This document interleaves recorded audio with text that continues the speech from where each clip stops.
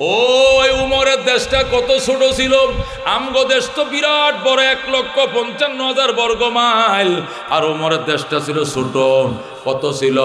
2,55,00,000 বর্গ মাইল। সুবহানাল্লাহ। বাংলাদেশ কদ্দুর বড়?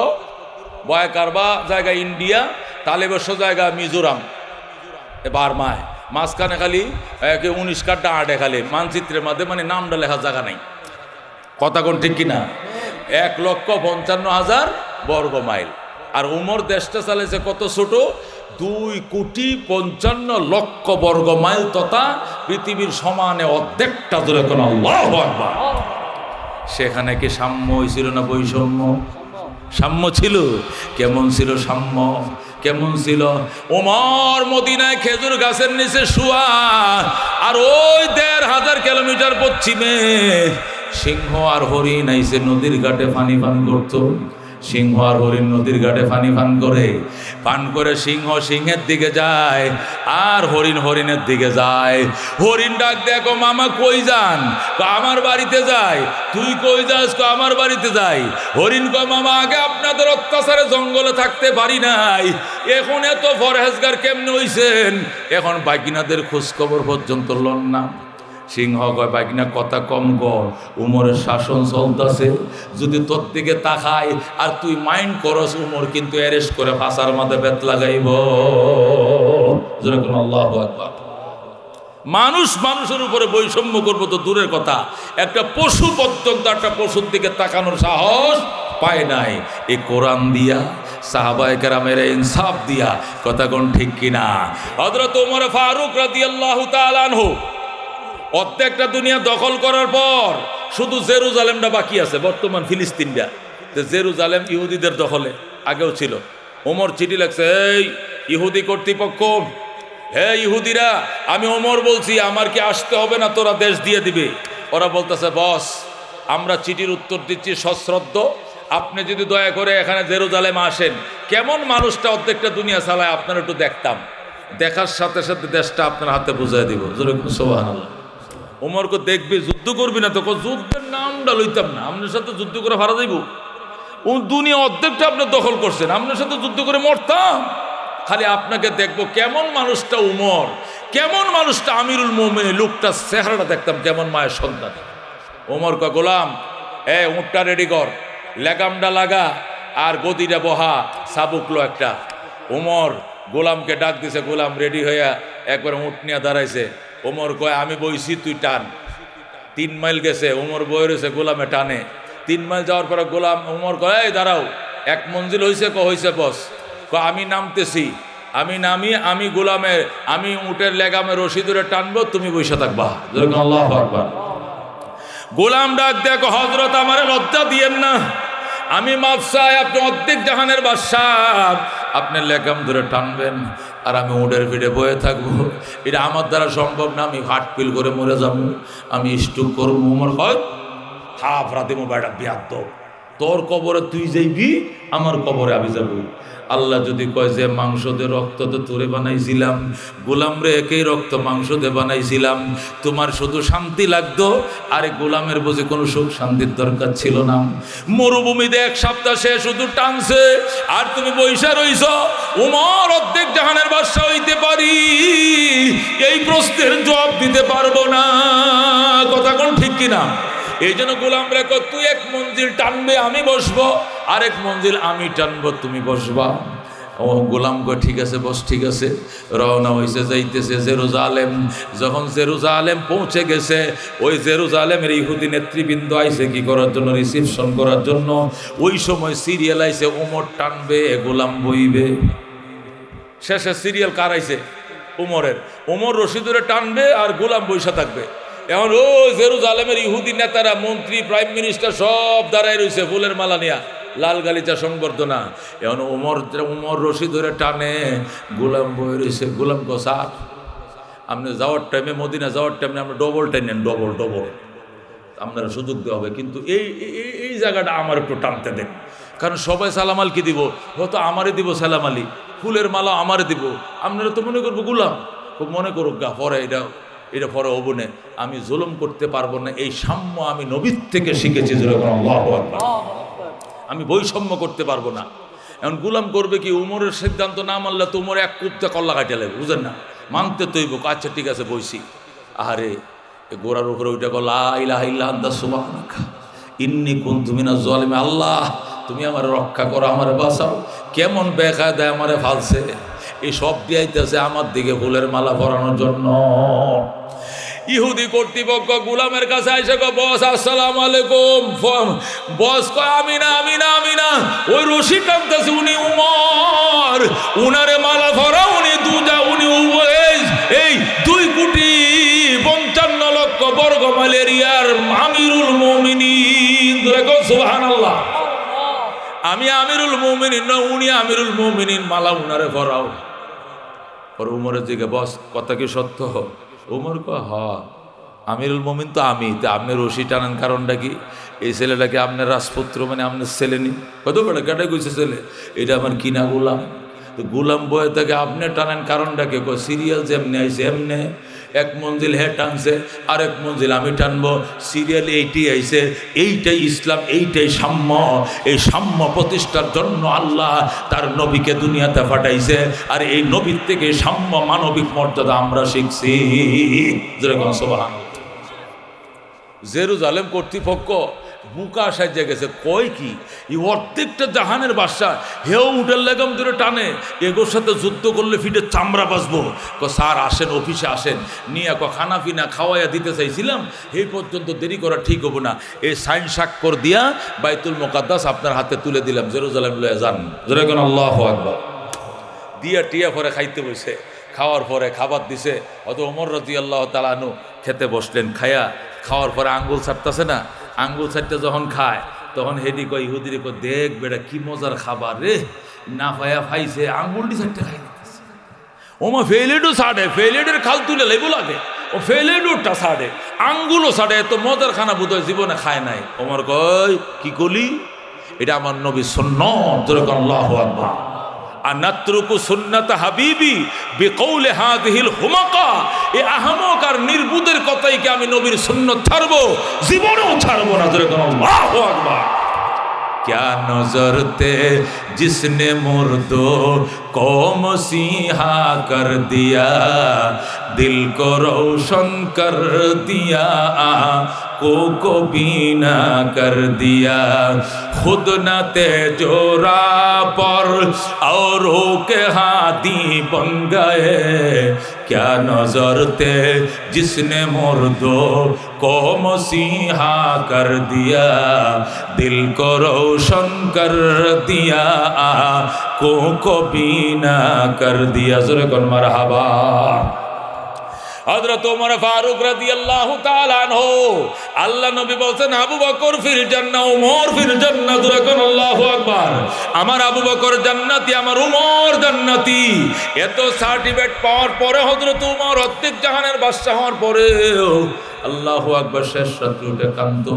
হযরত হুযায়ফাতুল ইয়ামানের কাছে যায়, হুযায়ফা রে, হুযায়ফা তোমার কাছে নবী মুনাফিকদের লিস্টি দিছে, এই মুনাফিকের লিস্টির মধ্যে ওমরের নামটা আছে কিনা দেখো। হযরত হুযায়ফাতুল ইয়ামান কান্দে, ওমর আপনি অর্ধেক জাহানের বাদশা, আপনার কি মনে নাই হাজার হাজার সাহাবীদের সামনে নবী মিম্বরে বসে আপনাকে জান্নাতের টিকিট দিছে, আপনার নাম কেমনে মুনাফিকের খাতায় থাকবে? এটা কল্পনাও করা যায় না। ওমর কয়, নবীর জামানায় বালা ছিলাম, নবী দুনিয়াতে বিদায় নিছে, এরপরে আমি মুনাফিক হইছি কিনা তো মনে নাই, দেখো ওই তালিকায় আমার নাম আছে কিনা। জোরে বলুন আল্লাহু আকবার। এই ছিল সাহাবায়ে কেরামের অবস্থা। হযরত আবু বকর রাদিয়াল্লাহু তাআলা আনহুকে নবী ডাক দিয়ে, আবু বকর ইসলাম দুনিয়ার থেকে মিসমার করে দেওয়ার জন্য ষড়যন্ত্র চলতেছে, টিকে রাখতে হবে বাজান, কি করবা তুমি? ও আবু বকর হুজুর, এটা কোনো ব্যাপার হইল নি। ঘরে যায় সালাদ শট একটা ফিনছে, বিবিরে সালাদ শট ফিন্দাইয়া যা ছিল সব গাঠুরি বান্ধে নবীর দরবারে হাজির করছেন। আল্লাহ নবী বলছে, ঘরে কি রাইকে আইছো? আল্লাহ ওয়া রাসূলু, আল্লাহ এবং আল্লাহ রসুল রাখছি, আর কিছু রাখি নাই, একটা সুতাও রাইকে আসি নাই। আল্লাহ নবী আবু বকরকে জড়ায় ধরে কান্দে। আবু বকর কপালের মধ্যে সুমো দিয়া কয়, কেউ আমার কাছে আডানা পয়সা পাইতো না, সাইরানা হক পাইতো না, কিন্তু তুমি পাইবা। তুমি আবু বকরের ঋণ শোধ করার ক্ষমতা আমি নবীর নাই। আমি দোয়া করি আবু বকর হাসরের ময়দানে গো আল্লাহ যেন তার অফুরান্ত ভান্ডার থেকে তোমারে দিয়া খুশি করে। সুবহানাল্লাহ। হযরতে সিদ্দিক আকবরের কাছে নবী বিচার দেয়, আবু বকর আমার বেলালের জিহ্বায় নাকি ফেরাক ঢুকাইছে, আমার বেলালকে তুই কিনে আজাদ কর, আমি তোরে জান্নাতের টিকিট দিলাম। আল্লাহু আকবার। আবু বকর দৌড়াইয়া যাইয়া উমাইয়ারে ডাক দেখ, ও ইহুদির বাচ্চা উমাইয়া, বেলালরে কিনতে আইছি, বিক্রি করো, আজাদ করব। বেলালের কষ্ট নবী সইতে পারে না। উমাইয়াকে আদার ব্যাপারে জাহাজের খবর লইও না, বেলালকে কিনার পয়সা নাই। আবু বকর এক পাল্লা বেলাল রে ওঠা, আরেক পাল্লা টাকার বস্তা ওঠা, তার শরীরের ওজন বরাবর টাকা দিয়ে আমি কিনতে রাজি আছি। আল্লাহু আকবার। চড়া মূল্য দিয়ে আবু বকর বেলালকে কিনলেন, নবীর দরবারে নিয়ে বললেন, ইয়া রাসূলুল্লাহ আনছি। আল্লাহু আকবার। আল্লাহর হাবিবের সামনে আবু বকরকে আজাদ করে দিলাম। আল্লাহু আকবার। হযরত আবু বকর সালাত শট বইসা রইছে, সালাত শট পয়রা বইসা রইছে। জিবরাইলের নেতৃত্বে ফেরেশতার বাহিনী আসছে, আইসা কে রাসূলুল্লাহ আবু বকরকে সালাম জানাই। কয় কেন? ওমা ফেরেশতারও সালাত শট পরে আইছে, তুরা সালাত শট পড়ছস কেন? হুজুর মক্কার বিশিষ্ট ধনী ছিল আবু বকর, ইসলামের জন্য দিতে দিতে দিতে শেষে সালা পড়ছেন। যখন আবু বকর বিখ্যাত ধনী শিল্পপতি আপনার কাছে সালাত শট পরে বসে রয়েছে, আল্লাহ আকাশ থেকে ডাইকা কয় ফেরেশতারা আয়, জমিনের দিকে ছায়া দেখ, আমার বন্ধুর সামনে আবু বকর সালাত শটটা পরে বসে রয়েছে। কোটি কোটি টাকার মালিক ছিল, সালাত শট পড়েন। আল্লাহর ফেরেশতারা কয় আল্লাহ এই পোশাকটা বড় ভালো লাগেনি। আল্লাহ কয় আবু বকরের পোশাকটা আজকে শ্রেষ্ঠ পোশাক আমার কাছে। তখন আসমানের সব ফেরেশতারা সালাত শট পড়ছে, আর সালাত শট পড়ে আবু বকরকে সালাম দেওয়ার জন্য নবীর দরবারে হাজির হয়ে গেছে। আল্লাহু আকবার।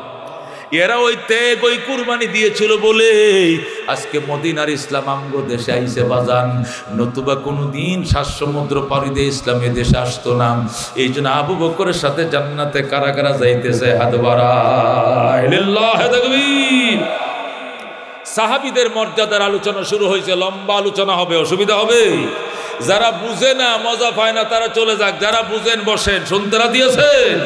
হযরতে সিদ্দিক আকবর জান্নাতের টিকিট একবার দুইবার না 10 বার পাইছে। কয়বার? 10 বার পর্যন্ত টিকিট পাইয়াও রাত্রিবেলা ওইটা কান্দে, খুজ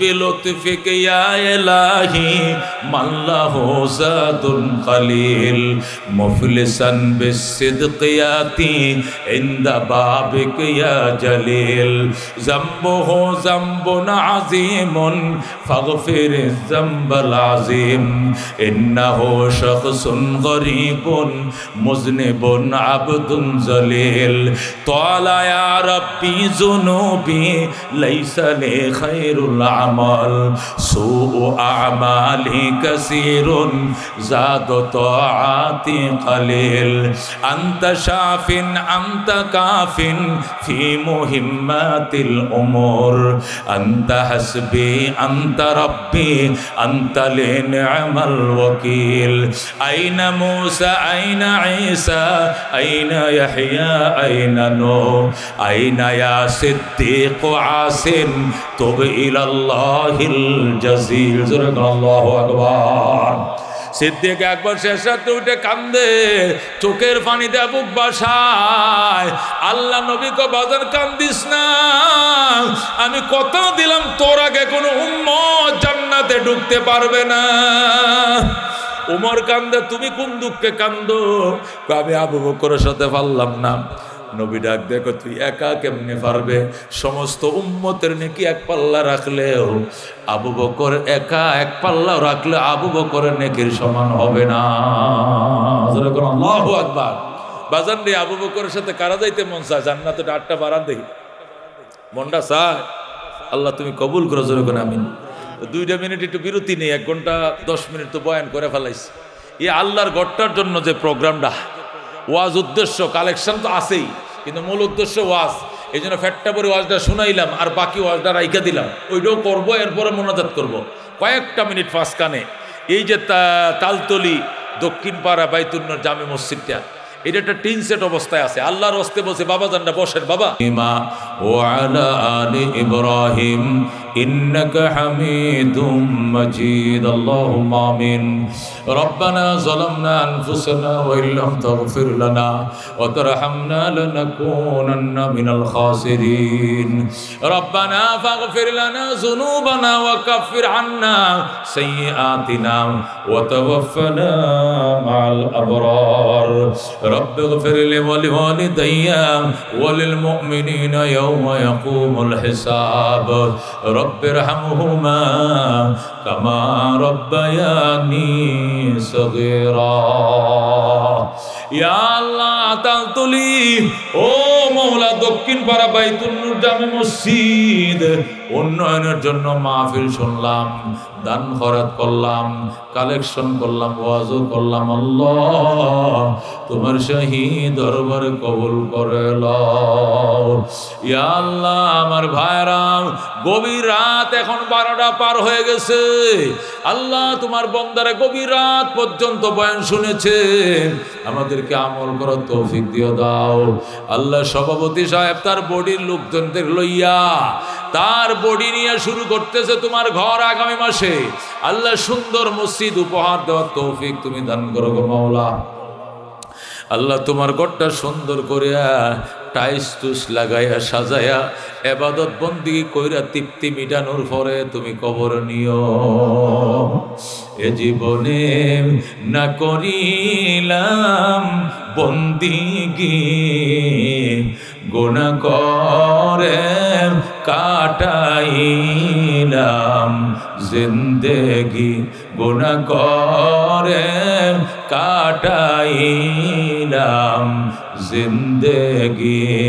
তওবা করে আবার তওবা ভাঙ্গিলাম, অবশেষে খাঁটি তওবা করিলাম, অবশেষে খাঁটি তওবা করিলাম। তুমি যদি মাফ না করো আল্লাহ বান্দারে, বলো তোমার বান্দা যাবে কার কাছে?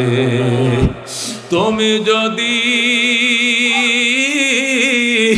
মাফ না করো আল্লাহ হাসরে, বলো তোমার বান্দার কি ও পায় হবে কবরে হাসর আরো আল্লাহ মিজানে পার করিয়া দিয়েন গো মাওলা নিজ গুণে, মাফ করিয়া দিয়েন গো আল্লাহ নিজ গুণে। আল্লাহ তোমার ঘরটা করার জন্য যারা স্বপ্ন দেখে সেই স্বপ্নকে বাস্তব রূপ দিয়ে দাও আল্লাহ। তুমি পারো, তোমার ইজ্জতের কসম তোমার ঘর বানাবে, আর কিছু নয়, ডাইরেক্ট তোমার ঘর।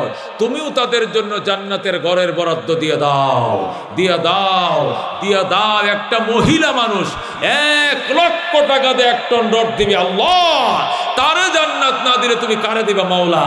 এইভাবে আমার অনেক মা বোনরা টাকা পয়সা ইটা বালু সিমেন্ট সব দিয়েছে। সভাপতি সাহেব তার ছেলে জমিদাতা ভূমিদাতা তারা টনে টন দিতেছে, আরো দিবে। আমরা এলাকাবাসী এটার মধ্যে শরীক হইয়া জান্নাত কামাই করার তৌফিক দিয়ে দাও। মদিনা দেখায়ও